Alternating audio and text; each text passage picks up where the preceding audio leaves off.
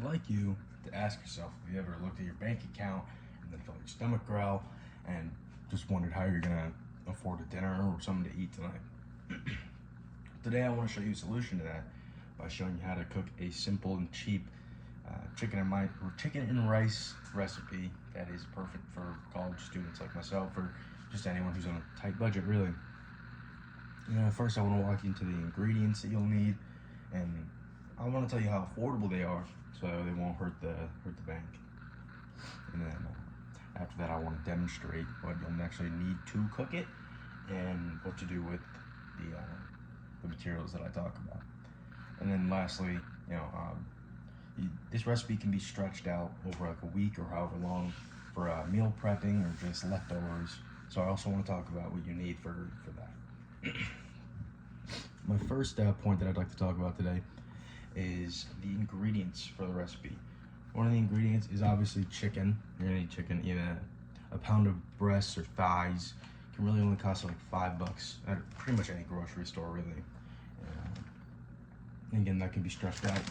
You don't need to eat it all in one sitting. A pound is a lot of meat. The second ingredient you'll need is obviously rice. And rice is pretty cheap.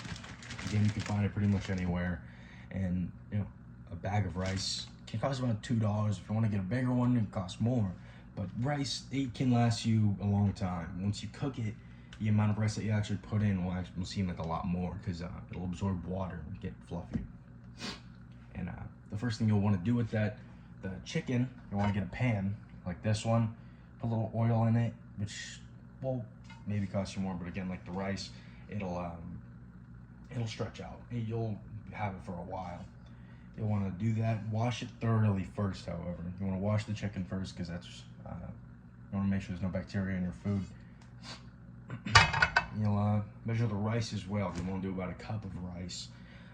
Only that, and again, like the chicken, you'll want to wash it very thoroughly, because germs can get into your food pretty easily, and you want to avoid that at all costs. For the chicken, though, you want to cut it into small, bite-sized pieces, as opposed to just cooking it as a whole fillet. Cooking into bite-sized pieces is a lot easier for you to get a full and faster cook-through of the chicken.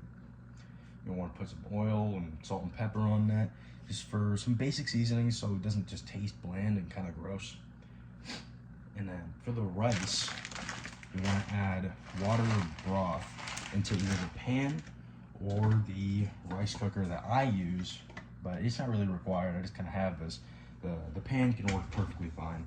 You want to bring it to a boil. Obviously clean it first, boil it, and then kind of let it simmer if you're using the pan. And for about 15 to 20 minutes, that's how long it's going to take until the rice becomes fluffy. And it'll absorb all the water and be ready to eat. And then after that, once you're done cooking, you can put it onto a plate, eat it however, but if you cook it all right, then you'll probably have leftovers. And for leftovers, obviously you want something airtight, and that'll keep the temperature like this Snapware Tupperware. Yeah, it's perfect, airtight and leak-proof for any oil that may be dripping from the chicken if you use a little too much. But you'll use that, throw it in the fridge. It's ready for you to take out, microwave for a minute or two. It's perfect to eat again. You won't have to cook every single day. Just do it all in one batch, as I like to do. And then for a full summary of what I talked about today, I talked about the ingredients for the meal, and I talked to you about the materials or tools that you'll need to cook it. I talked about how cheap those things are and how really accessible it is for anyone who just doesn't want to break their bank just on one meal, and how we can extend that and save some money. So next time you feel broke and hungry, I want to urge you not to go for fast food. And it could be good a few times, but you don't want to get it all the time. It racks up the wallet. Just grab a pan and some simple ingredients from a grocery store.